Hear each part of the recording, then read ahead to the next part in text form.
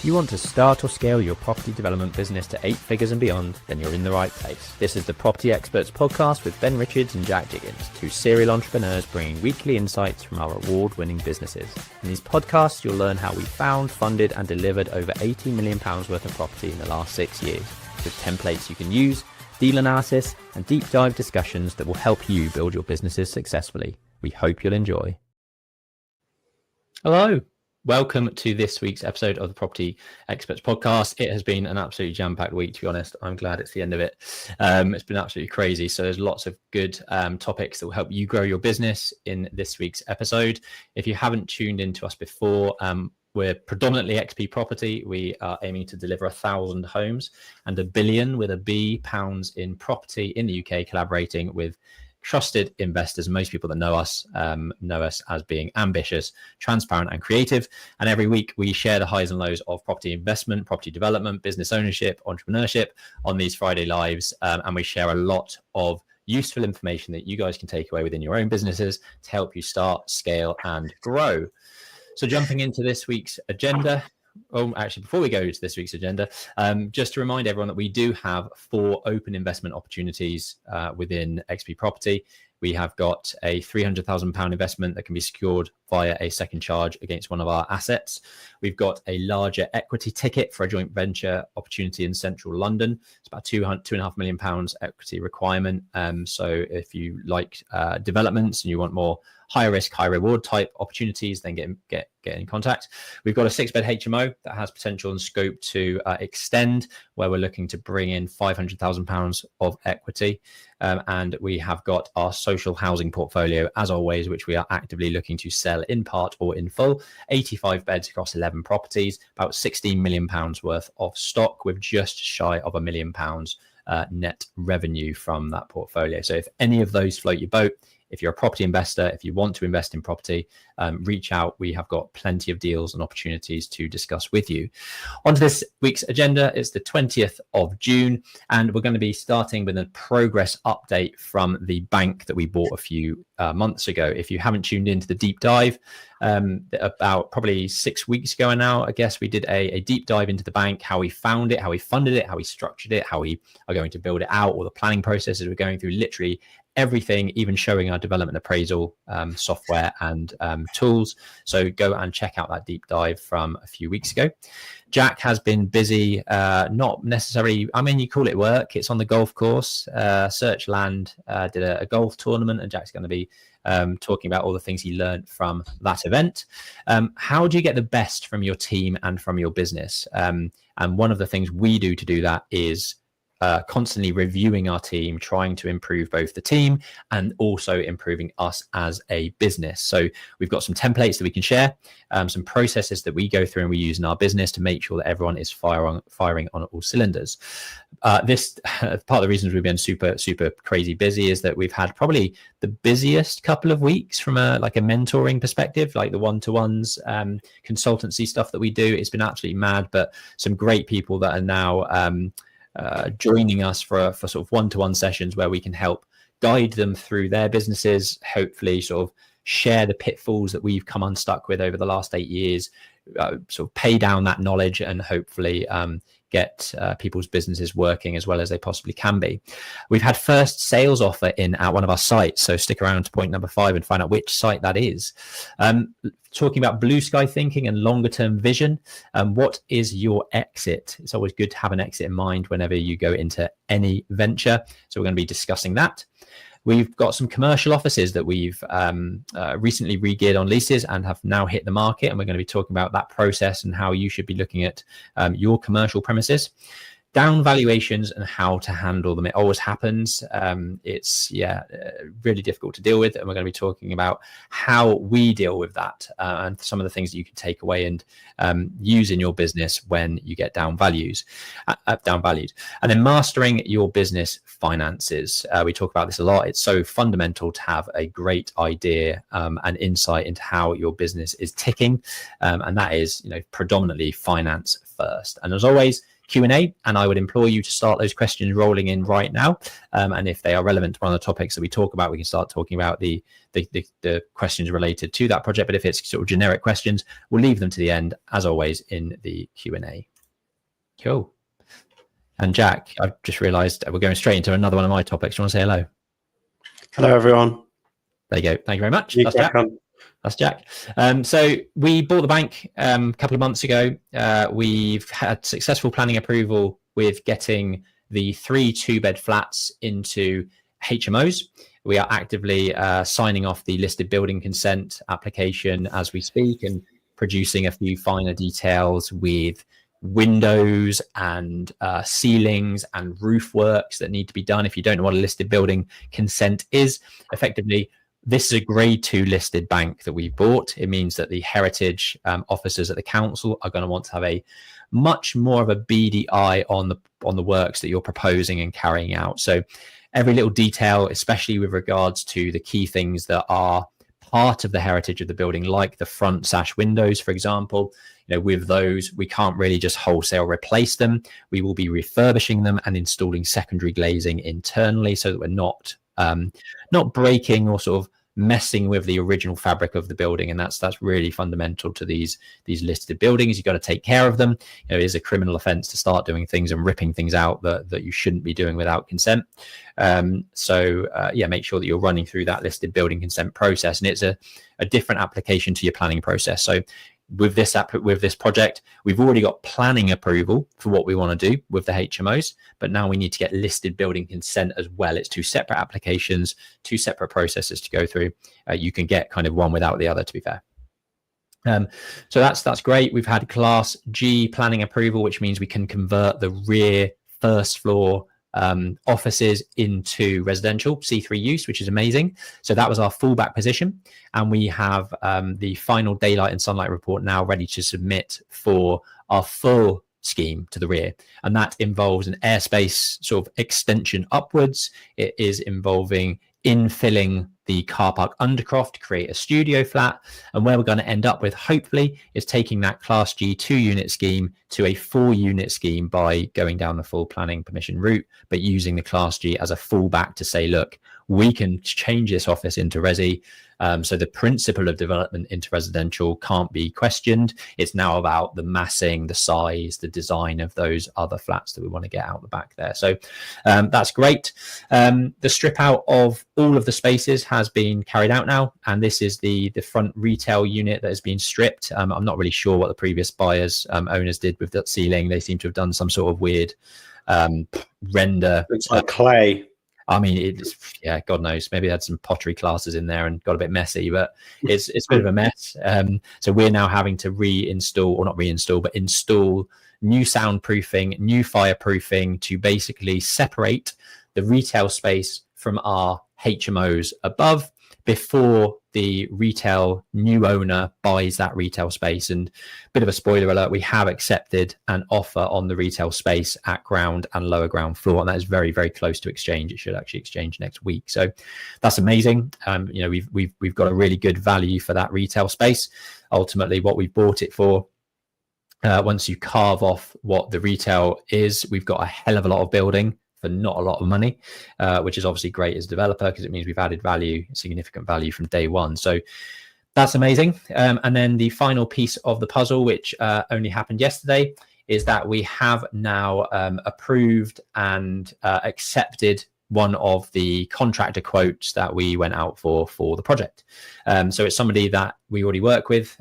He's actively finishing off our Marlow site, and he is going to be jumping straight into the bank as of literally next week. So we've got a letter of intent out there, and a letter of intent is effectively a letter that stipulates that you are going to sign a JCT contract with someone. You are going to move forward on the basis of their quote. You're basically saying to them, whilst we're getting the JCT contract in place, we don't want things to be held up. We allow you to spend 40 grand of works just on the basis of this letter of intent. Whilst we're in the background, we're signing we're crossing the T's, dotting the I's, getting all of the documentation together from a formal contract perspective. But it allows the contract to have comfort that we are entering the contract with him, allows him to start spending money, allows us to see progress starting on site. And we will start to see that site motoring very, very, very soon. So looking forward to giving you further progress updates as things play out. Jack played golf. Very good. On to Searchland. So, on Friday last week, I sort of touched on the golf day. It was actually a charity golf day. And I did end up buying something in the charity auction. But yeah, I actually won the golf, which was what I was sharing. But the main reason I wanted to share it is it's sometimes difficult as a business owner that's got so much going on to actually take time out of the office space and to take a step back from the desk. And being out on the golf course, we actually had two. One was almost like a surveying asset manager in our four ball. Another guy was actually really high up in planning consultancy at Avison Young. We've immediately linked up. He could potentially send us sites that he's reviewing and not right for his clients. We can send him sites that are potentially too big for us. He could potentially work with us from a advisory perspective, from a planning consultancy. And also he said he's going to use XP surveys to quote up any work, what he's taking to planning for clients as well. So, it's sometimes difficult to do that, old school face-to-face, spending time with people. But that's definitely a contact there that's, going to be an ongoing contact for multiple elements of our business, and sometimes good to sort of take your head out of the business space to make those relationships, because you can't always build those relationships over Zoom. Zoom is becoming, I feel, the obvious choice because people don't have to commute.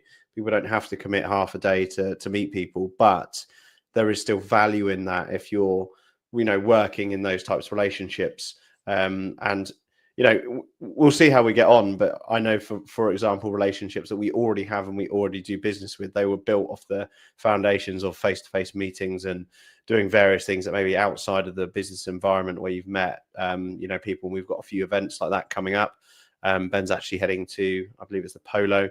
Yeah. And the reason I'm missing out on it is because I'm meeting up with someone that was head of lending at UTB, is now moved to a new lender. And I saw that lender had backed a very big lender in the market. And I was like, he's probably a really good person to be spending time with to try and build that sort of debt stretch senior relationship with those types of people. So just more of like are you really out there and building the relationships that you need to in your business? Because property is a people's business. And you will get more value out of being able to call on people as and when you need to, call on a favor or do whatever you need to do, and also be front of mind as well. That was it. And the golf award is, as you can see, joining the other crowds of, we've got a first medal for go-karting. We've now got a golf one. Collecting all the sports. Yeah. Although I'm not getting involved in the polo, I'm just going to be on the sidelines. Yeah. But yeah, got to catch them all. Cool. Good stuff. Point number 3, how to get the best from your team and business. And this is something that is very front of mind at the moment. We're going through a series of mid-year reviews with Aura and all of the team in Aura. And I think we probably covered this before in the past, but it's always good to kind of bring it back into play, because I think it's so easy to just get carried away with the day-to-day. We had a review with Trevor from XPS last week, and it was his 12-month review. I was like, where the hell have those 12 months gone? It's very easy for time to just pass by without checking in, without feeding back, without, getting, what I will say to the team with these reviews is that this is not just a review for you. This is a chance for you to review us as a business, because that's what it is. We want the feedback as much as, sometimes we might not like it. We want the feedback because it means that we can improve the business. So I'm just going to share this one here. This is a template that we can share. So if you are interested in getting your hands on our review process, then drop a comment review down below, and we'll get somebody to reach out and get you a link to download this. But it's very simple review sheet. It's something that has evolved over the years. Starts with just basically standard stuff, name of the individual, job title, who's their line manager, what's their start date, what's the review date, and then it just goes into like general comments. When you start the reviews, it's always good to just start on a light-hearted sort of how's it going, in general, how's the last 6 months been, what's the general feedback, and that goes in at the top. Then it becomes more about kind of the the output of the projects and tasks that they are part of as part of their job role. So typically we've got a job description for every person within our business, and often the area of work in this spreadsheet will be the key core tasks that person will be undertaking. So you could probably get a sense that this is one of my architects, concept design, planning, building regs, detailed design, interior design, tender. And then it's got an assessment from requires improvement, satisfactory, good, very good, excellent. Very, very simple, very quick and easy to sort of to mark. You mark a little yes in whatever one it is, and away you go.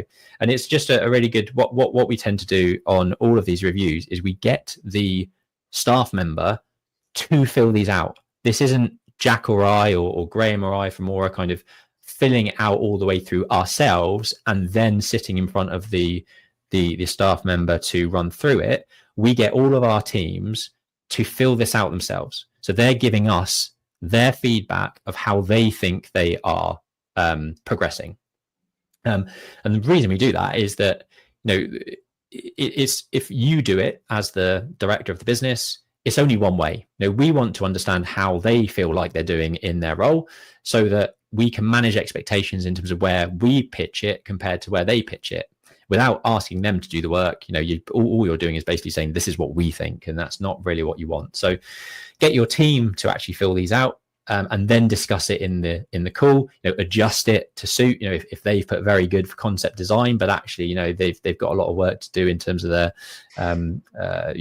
concepts. Then you mark it as good or satisfactory, and that's sort of where it ends up. But you want to understand where their thoughts are around their performance. Then you've got the basic pros and cons, main strengths, areas for improvement. The key things that what you often find is that people are pretty aware of where they're at, what their key strengths are and what their areas improvements are, and this helps them just to sort of think through where they are with that. And more often than not, I find that you sort of end up agreeing with these things and maybe only add one or two, more for each area. And what I've found recently is that there's a lot of team members that are relatively humble around their strengths. Like they'll note down 3 or 4, whereas actually there's like 6 or 7 that you could very quickly label. And that's you want to be building positivity within the team. You want to be absolutely sort of focusing on the key strengths that your team have, but then also being very blunt and very honest around the areas that they need to improve. One of the reasons why you do this type of review form is that if there are any issues down the line and performance slips, you can move back to these reviews. You can see that in the last review we asked you to do X, Y, and Z and improve in these areas. And if they haven't improved in those certain areas, then obviously there's a question mark around kind of the longevity of that person within the business, for example. And it's all recorded on a quarterly or a 6 monthly or a yearly basis to look back upon. Then you've got the sort of inputs of the person. So the overall summary of performance in terms of willingness, volume and speed of work, quality and accuracy of work, using their initiative. This is the sort of same for everyone, whereas the first one above was more about the specific tasks that they get involved in. This is about their input as a person, really. And then about their communication, which is key in any business. What's their communication like with the staff at their own, their peers at their own level? How about their communication with their manager? Is there friction there with their manager? How do they feel compared to how you feel it's going? They might think they've got a fantastic relationship with you, and you're like, actually, I find it difficult to communicate with you because of X, Y, and Z, and you might mark them down as good. And then clients, what is their communication like with clients? Everyone has clients within their business. How do they communicate? How concise are things? How is it best portraying the company, and all that sort of stuff? So again, requires improvement, satisfactory, good, very good, excellent, and you rank them based on that performance. Details of training needs. This is something that I think your staff and your team are only as good as the tools you can give them. And it's no good sort of complaining that somebody isn't doing a job right if you're not presenting them and giving the opportunity, giving them the tools that they need to do that job really well. So you always want to understand what they feel they might need to be better. If you've highlighted areas for improvement, what training needs do you have, or what management actions can we undertake to give you what you need? And then the performance targets and goals for the next 6 months. This is a lot more rigid, and I've sort of deleted some of the baseline targets that we aim for within Aura because it's probably not fair. But this is the sort of thing where it's like performance bonus based on a gross margin, monthly gross margin, or we want you to be sending out X number of emails per week if you're business development, or we want you to go to 3 numbers of events every month, and these are key things that, again, if you look back and you can tick things off, it's a very good quantifiable thing that is a clear indication of how that person is performing. Are they hitting the goals that you are setting yourself? And you have to make sure that you are both in agreement with these goals. You can't just say, we want you to achieve this. You have to bring that person along for the journey and say, what do you think is realistic? And then baseline it and benchmark it off of that, and both go out of that meeting agreeing that it's realistic targets. And then the company culture side of stuff, these long questions at the bottom of the review was something that we added, I think probably about 3 years ago now, because I did feel like it was going very, very one way with the team. All of this top section is more about the individual staff member, whereas these bottom questions are about you as the business and how you can improve and how they feel within your business. So it's questions like, how would you describe the overall company culture? What aspects of the culture do you find most positive and engaging? In your opinion, what are the key values of the business? Do you feel the company culture supports open and communication and collaboration among the team? That's really crucial, because if they pick up on things there that there's a nasty vibe in the office, or I'm not in the office much at all from an Aura XP perspective, I don't know day to day kind of what the vibe is in the office. So getting this feedback to make improvements and try to get into the bottom of things is fundamental to having that culture that everyone wants to be in the office, supporting each other and all that sort of stuff. Then there's a question about management. How would you rate the effectiveness of the management team? This is them, giving them the floor and the opportunity to critique kind of the way that you run the business. Is there anything that could be improved? Do they feel that their opinions and ideas are valued and taken into consideration? These are all key things that you need to learn and understand about the team when you're managing or leading a business.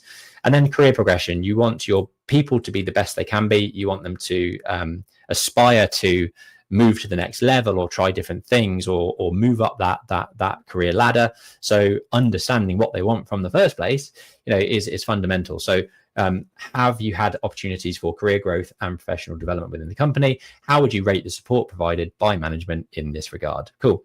And then just a summary, how would you describe the level of trust between employees and management? And are there any specific initiatives or changes that you would like to see implemented within the company culture or management processes? Cool. And that's it. So that's the review form. These are hour-long reviews. Sometimes faster if it's somebody that's been in the business for 4 years or whatever, and you're probably down to only talking about a few things during that meeting, or focusing more on that sort of performance targets and goals section. Hopefully you found that useful. If you want this template, drop a comment of review or template down below, and we will get somebody to send it to you. Cool. Oh, Jack, you're on mute. Classic. I just wanted to sort of touch on a couple of things that you obviously went into a lot of detail on there, but the input and the output that Ben's talking about. So the input is something that an employee can always control directly. So if they're not putting in much input, essentially every employee in your company should have maximal input. It's the output that comes with professionalism, experience, time, dedication, knowing the business, skills, etc. And that's how we split it out between input and output. But just to focus really quickly on the output bit really quickly, because the output sections on these reviews are off the person's job description that was originally advertised on a job board or a job, recruiter had it or whatever it may be. that was then visualized by the person because they've read, drawing planning applications, I'd be really good at that, or I really want to do that. So that is how the output is stipulated onto the review. It's from the job description. And then obviously us as business owners and people that are listening, they write that job description off the basis of what the business needs. So what you're finding is this is full circle and actually generating the value that the business needs, because it's very easy to go, well, my cousin's a really reliable person and I'll hire them. And then you realize that they've been doing loads of, bookkeeping. And actually you realize that that's nothing that the business needs at that moment in time. They're wasting a lot of time on a low value task or an area that the business doesn't need. So also for you as a business owner, it's allowing you to get really good focus with that individual just for an hour to focus on the things that the business needs and helping them get to that goal. If you don't have this much formality, you'll just end up with, people in the business that are really, good and reliable and enjoyable to work with. But actually the traction in your business will be tenfold if you focus on the requirements actually needed in the business, which this review document does exactly that. It is kind of monitoring what you originally had as a pain point to then fill as a role. So I just wanted to touch on that. And then last but not least, we also couple this up with more of a softer review. So let's say we do one of these once a year. It's quite formal. There's always the joke, do I need to bring in a cardboard box today to take all my stuff from my desk home? It's a very, this is what we're looking for. This is what's going on. What do you feel? How do we feel? It's normally quite I suppose it's always a moving conversation going forward, and you always get a lot of traction off the back of it. But we often found that it didn't allow our employees to open up about real concerns that are outside of what this document entails. So for that reason, we've now implemented once a year a soft review where we take them out for a bite of lunch and we let them do the talking. We just let them talk about what they want to talk about. I'll probe and I'll say, how are you finding things? But it's not as formal as, how is your communication with your line manager? How is your communication with clients? How is your own administration in your role? Like, that's very linear stuff that you're asking questions. They're quite closed questions. So the whole point of a soft review is keep it really open and let them talk about their concerns, because we've had people leave before, and if they would have voiced their concerns, we probably could have come to an agreement before they had left. So then you got a problem of retraining, rehiring, blah, blah, blah, blah, blah. So soft reviews are also good too. Nice. Hopefully you found that useful. Drop a review or template down below and we will send you it. Other tools that we use within our business and that we keep talking about every week is Xero, because it's just a fantastic financial management software where we run our profit and losses and balance sheets and all of our forecasting and cash flows and things like that. And we have 90% off for the first 6 months via the referral link in the description below. So if you haven't got your finances in check, then check out Xero. It's something like $20 a month. It's literally like nothing, and it runs every single business that we have. Cool. And this past 2 weeks, Jack's always tends to be busier than I am from a mentoring perspective, because a lot of the time people want to know how to find deals and how to fund deals, and that's Jack's bag.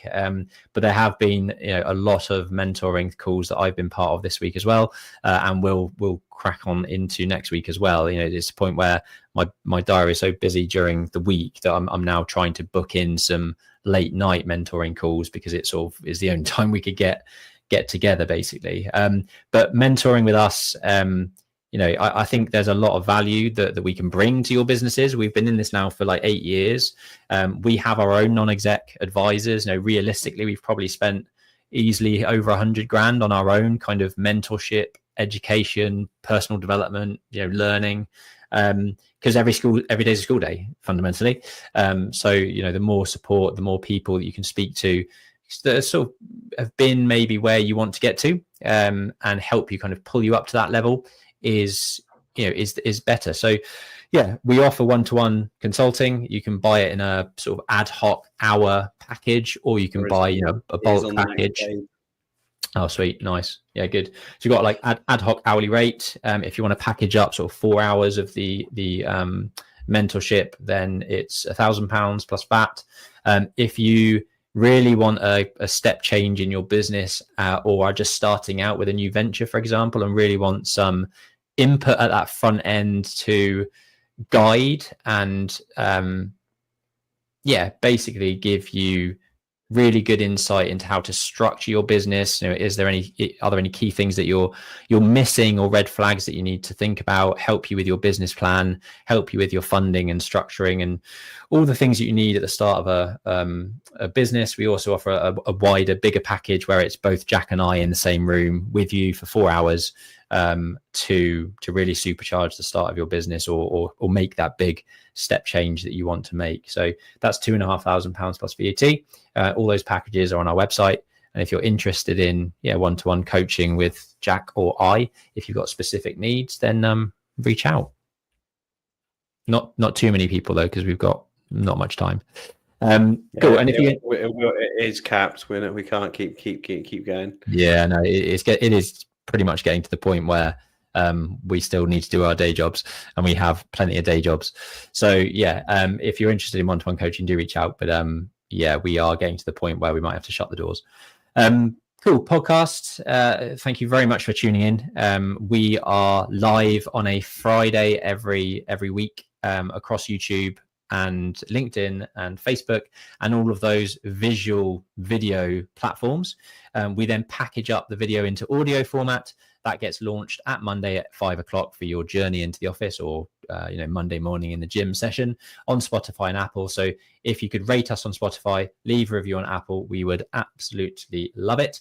And if you could do us just one favor, it would be share it with somebody you think would get value from this, because you guys tell us that you get lots of value from it. It's why we do it. We've been doing this for 2.5 years now, and we want to share it as wide and as far as we possibly can. So subscribe, like, click, comment, do all that good stuff that helps the algorithm. Cool. We are progressing really well with Colney Hatch Lane, which is our Maple Rise. So it's branded as Maple Rise. That's the sales and brand identity. It's our project in Muswell Hill. The basement works are now fully complete. We are working our way top down from the property. The penthouse is being plastered. It may actually already been plastered and mist coat already applied. Windows are in at penthouse and first floor level. They will be going in very, very shortly for the ground and the lower ground basement level. And we are really, really pushing forward with that site. We soft launched a couple of weeks ago. I think we talked about that in a couple of weeks previous, about sort of how we were running the sales process on this development with a soft launch, which is just sort of CGIs and marketing material, site branding, brochure, website, launch it to the market, run it for sort of 4 to 6 weeks, hopefully get a lot of interest from that soft launch. In the meantime, we are actively trying to finish the show flat, which is one of the 2-bed ground floor units that we will fully furnish, get looking tip top, and then basically launch an open day whereby hopefully all of those inquiries from the soft launch we can bring to site, show them what we're made of, hopefully get them to buy into the development and absolutely love it. That's the goal. And then we will launch the full launch once the professional photos are done from the show flat, and we can then relaunch on all the platforms and really push the marketing thereafter.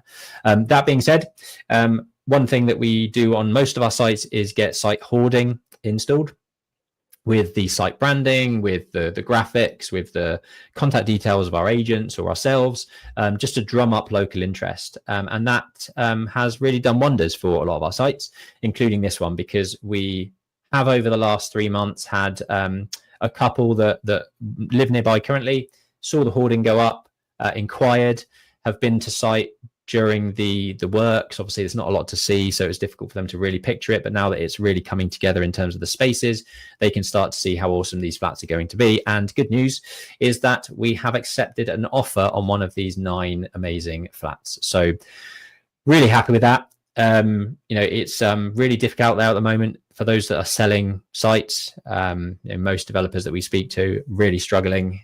Sales rates are probably the slowest they've been in a long time.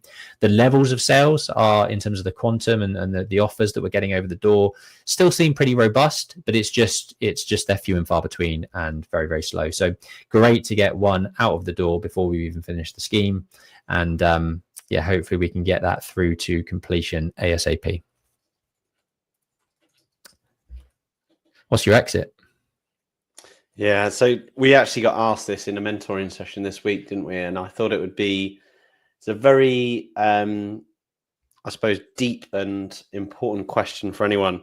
But I just wanted to start off with, we often dive into mentoring sessions and I sort of say, what do you want to achieve from the session? Often people go, I want to know how to find the deal, or I want to know how to do this. And I don't like to start with that, because when you actually get to the root and the core of what people's reason why they're doing what they're doing, and they're in business, setting up their own business, doing a development, wanting to build an income play business, want to transition out of their job for more time, whatever it may be, until you get to the root cause of the why, you can't really go down a tangent of the sort of what or how, in my opinion. So we really narrow focus on our strategy on a page. I'm sure if you search that in an episode somewhere, we have talked a lot about how we formulate our strategy and our goals on a page. And we've actually had mentoring sessions recently where we've shared this with our mentees, and they're sort of like, that makes so much sense. I completely get it. I really need to do this. And it's always the thing that people throw themselves into it. I actually had a mentee this week do it with ChatGPT, which I thought was quite cool. So getting the sort of reason why and what you want to achieve out of something. But interestingly, we would talk about exit with this one particular mentee. And he sort of said, what's, out of interest, what's yours? And it's an interesting thing to think about. What is the exit strategy? Have you thought about an exit strategy? And it's quite common that if you're running, a service-based business, and you potentially think, I'm going to grow it and scale it and sell it on a multiplier and, take 4 times income, 5 times income on that sale. And then a lot of people get to that point and they think, actually, I'm not actually needed in the business that much more, because I've got it to a point where it's saleable, and I'll just run it for 4 years and take the revenue and keep taking the revenue there on, there out. And this sort of manufacture and exit that suits them a little bit more suited. But I really feel that once you have vision and clarity of the exit, so I've talked about the importance of the start, which is getting to like the goals and the metrics of that. Goals might be financial goals, personal goals, career goals, that might be stability goals, that might be lifestyle and time goals. All of that's got to be set out at the beginning. But then also when you get there, it's good to have an exit strategy, or what would it look like when it's finished is a really common phrase that's asked in business. Like, what does your business look like when it's finished? I don't believe any business is finished, because when they're finished, they're best at operating and they're efficient and they're producing sales, producing output at a low cost of sales, producing good margin. But what does the business look like when it's finished is a really interesting question, because it allows you to get to that point. And what I sometimes say to mentees, just to give you a flavor of what we talk about, I say, picture your business when it's finished. Picture what it looks like, picture what you're doing in the business, and picture how it feels to be in that business and how it's operating. Now, take this bit of paper, which is called strategy on a page, and write every secret that you've learned along the way to get you there for your prerequisite self. And that's like an exercise that we do. But coincidentally, we got asked what the exit is. And it was quite clear that Ben and I had quite aligned exit plans of the business. It wasn't necessarily like pure exit plans. It's just transition plans, I would probably more refer them to. But we kind of know what the business looks like when it's done. I think we're 7 or 8 years coming up this summer. I think it's 7 years in XP Property, which is a long time. And you would think it would be finished now, but it's not. It's far from it. But we've got to visualize what that finished product looks like, to ensure that we can actually make the right hires, put the right systems in place, take the right risk, consolidate where we need to consolidate, build income. And that all forms parts of today's goals. So interestingly, we were pretty well prepared for that question. And I think if that question was asked us both individually, it would be a very similar answer, which again is a really important thing to do in partnerships in any business. So maybe a little challenge for you guys over the weekend. Not only think about the reasons why and why you're doing it, what you want to achieve, what you need the business to do for you, but then also what does it look like when it's finished, and everything in between will twist and change. But if you have the sort of bookend understanding, it makes life a lot easier. And that's what business should be. It should be the vehicle that you excel yourself into, get results off the back of it. I don't know if my wife would agree with that, because yeah, mine certainly wouldn't.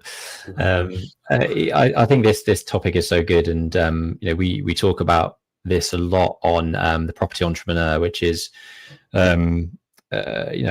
from this perspective, like one of the key criteria, or not key criteria, what they bang the drum about is wealth, health, and life by design. I think a life by design thing is the crucial thing, because you can work every hour under the sun, and ultimately that's probably not what you want from life. You want to spend the money that you've made, you want to spend time with your family, you want to tick off all that bucket list that you've always wanted to do. And the one thing that they talk about a lot is actually tapping out at the top.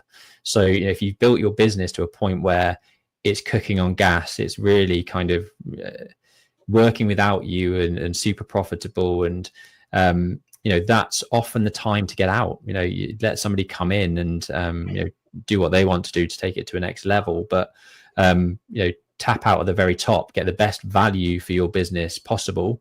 And Jack's completely right about there's a great book that we talk about all the time called Built to Sell. You should be building every single business that you work in as if you are going to sell it at some point, because by doing that, the sheer kind of strategies and things that you will put in place will build yourself the best business that you possibly can. So yeah, Built to Sell, fantastic book. Sitting down and thinking about where you want the business to go and how that might play out is really fundamental. I think one of the things that is probably worth saying is that it might pivot, it might change, it probably will. You might not know where you're going to be in 10 years time, and your exit might look different at that point from where it is today. But you've got to have something to aim for. So yeah, good topic, like it. Cool.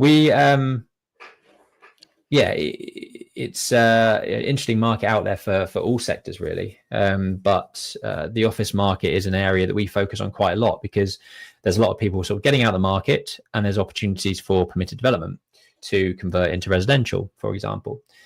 This one's slightly different for us, because we've, for those that have been following the journey with St Andrew's Court in Tame, that is the 16,000 square foot office that we bought.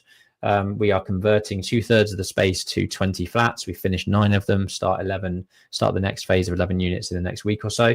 And then the other third of the building, we have re-geared commercial leases to 15-year leases with pretty strong covenants on a decent rental income, and stabilize that income as a sort of portfolio, as a commercial asset.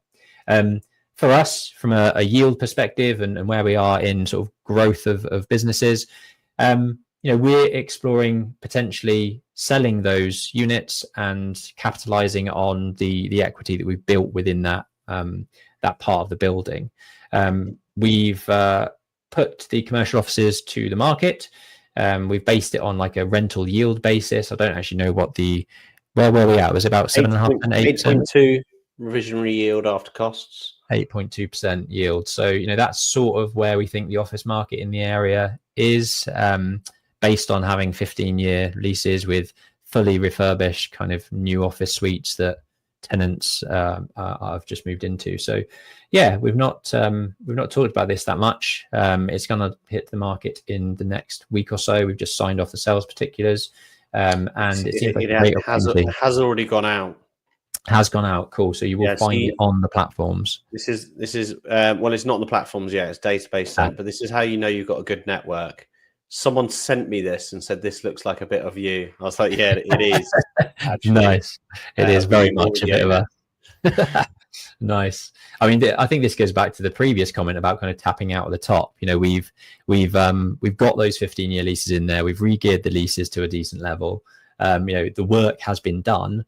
Potentially now it is time to tap out at the top. But yeah, we toyed with the idea of keeping it in the portfolio. It's a decent asset for us, but we feel like we can make better use of the equity sat in that part of the building on other stuff and get greater returns that way. So that's generally our thought process.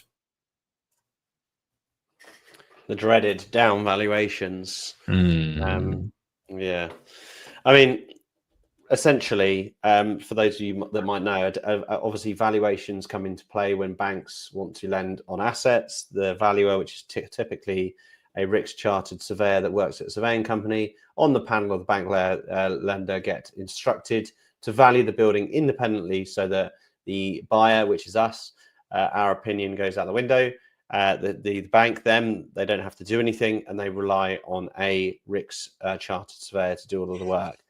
Now, we've had a few conversations this week on valuations that haven't come in to where we expect them to. And that's kind of just the fruit of the nature. We're optimists. We obviously want to take a cautious risk in development. So typically we like to take realistic values at the tail end. And sometimes it's really difficult to get realistic comparables. I actually saw someone sent through, I think it was actually one of our mentees shared with me like a blurb on how to challenge a valuation. And it was like, you can challenge a valuation if you prove direct comparables within the area to prove that this is an off valuation. But we've actually delivered sites where there isn't really direct comparables. So you are having to take an educated guess around, if you're guessing between, let's say, for example, Tame is a good example. Our flat scheme there, we actually had an investor pull out because they didn't believe in our values. We were aiming for 450 a square foot. The agents were between 375 and 435 a square foot. The valuation came in at 395 a square foot. So it's £50 a square, £55 a square foot off where we were at, but there wasn't any comparables. There wasn't a PD scheme in the centre of Tame. There's not many flats that have been sold in Tame, mostly houses, mostly used houses, like, second-hand stock houses. So how do you get to a valuation? And in that particular instance, we had to put more equity in the project. Fortunately, we've actually now gone full cycle and finished the scheme, and we did hit 450 a square foot. So we are the new comparable for a permitted development scheme in town centre, but sometimes there aren't comparables. So I suppose the reason that we're bringing this up today is it does happen. And we've talked about valuation decks. So pulling together your thoughts, your findings, probably allude to the slightly better, more positive stuff, and getting that down on paper on a PDF. We've got examples of that. So if anyone doesn't want to see a valuation deck, DM valuation or comment valuation document, and we can share that. But Ben and I were chatting about a valuation we've had in the last few weeks, and sometimes you can't walk them round. You can't change their mind. They won't change their mind for you. And you're barking up the wrong tree, complaining about it, or even trying to challenge it. In most instances, it's very difficult to challenge valuations, and you're sometimes better off just paying a new valuer and getting someone new's eyes on it and giving them more support and more evidence of why you believe it's slightly different. And it is difficult. We've had it. I've sat on the phone for hours with surveyors or even investors where we're looking at our stock, looking at other stock, looking at how they compare, and getting your values are really, really important. So I'll walk you through how we get to our values on our properties that we look at. So initially, if I'm just doing a draft appraisal, sort of back of the fag packet, I'll take a blended pound per square foot that I believe is in that area. Property data or Searchland will give me that. So I'll quickly just find that data just to get the stack going. Once the stack's going, I may then start looking at the comparable evidence that is relative to that particular scheme. And that is actually finding actual comparables of sold properties on Rightmove. It's no good really looking at properties that are for sale because you don't know what the strike value is. We might be in a market where everything's selling below guide. We might be in a market where everything's selling above guide. Very unlikely, but that might be the case. So you need to be taking sold properties and looking at those sold properties as recently as you can.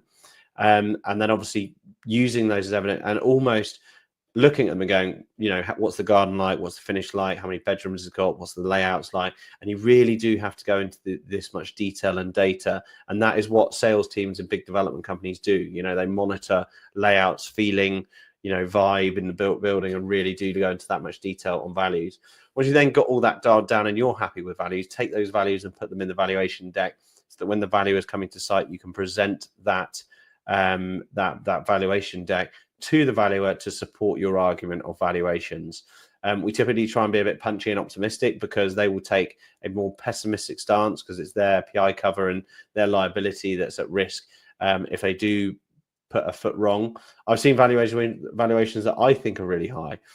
So it's not just purely down valuations, it's also up valuations as well.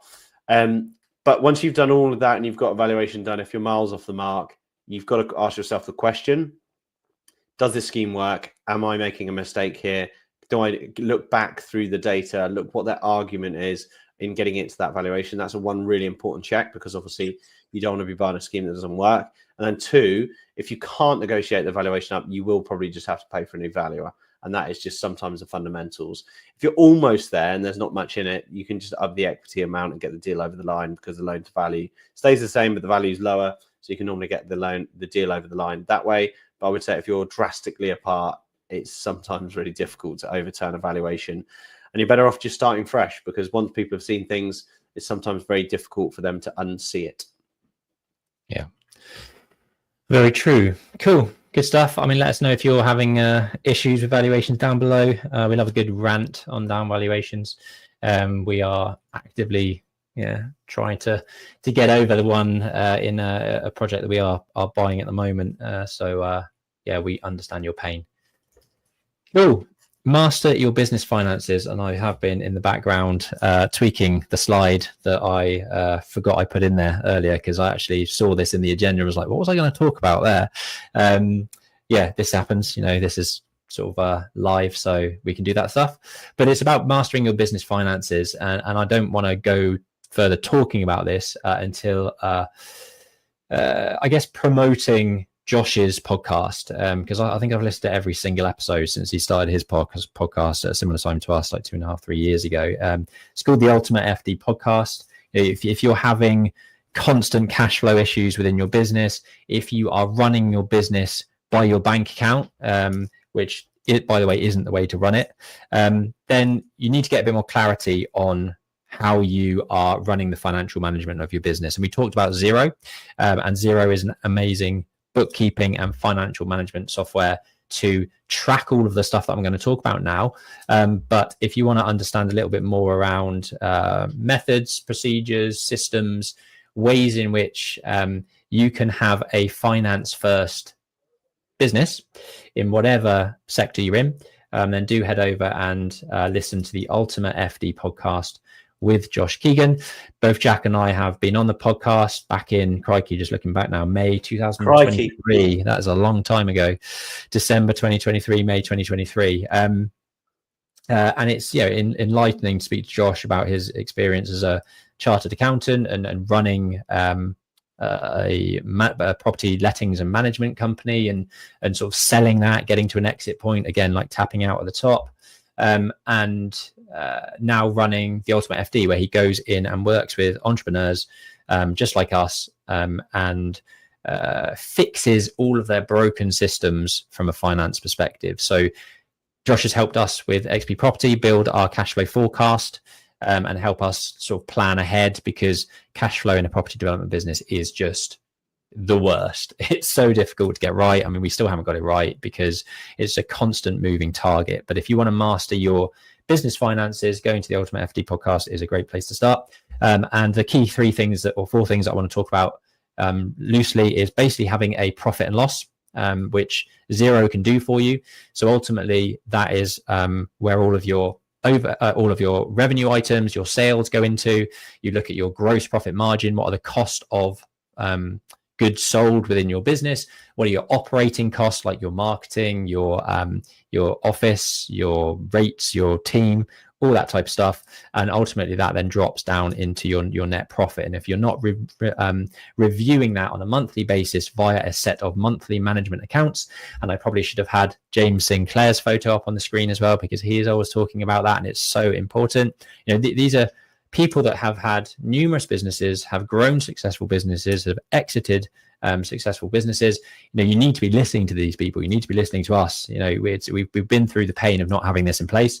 So if you are a business, no matter how big or small you are, you need to be having a set of monthly management accounts. The P&L is part of that. The balance sheet is another part of that. That's where you can see your net asset position, your assets versus your liabilities, and ultimately understanding the value of your business. What is that net asset value within your business, especially in a property development business where you hold stock. You've got properties, they have a net value. That really shows your net wealth as a company. And then you've got, thirdly, a cash flow forecast. So that's where you can project ahead, look at what's to come, budget for the year to come, set out all of your expectations in terms of where you want the business to go, and then disseminate that across the team. If you've got sales targets to hit and you need to hit certain revenue targets, you need to be speaking to your sales and marketing team, your business development manager, setting them the targets that they need to hit those revenue targets. And if you've got gross margin to hit and you need your team to be operationally efficient, those are all key things that you will get, and the data you get from that profit and loss will show you all of those things. So profit and loss, balance sheet, cash flow forecast, all goes into a set of monthly management accounts. And every month we will sit down with our finance managers and our tax accountants to run through every single business line by line. What's the big pluses? What's the big minuses? What's causing us issues? Why are we spending £9.99 on an Amazon Prime account when we've already got one over here? All those sorts of things that you can go into detail on. And when you're running a business so crazy busy day to day, you need to set the time aside to take a breath, take a look at the wider picture, look at all of your financial information, and act upon things that are causing you issues. So yeah, just a quick whistle stop tour about business finances, and you can go absolutely hell for leather on all of the back catalogue of Josh's podcast if you want to learn a lot more. And he brings on a guy called Tej, who's a friend of ours, Tej Gill, who's a tax accountant, and he answers all of your burning questions around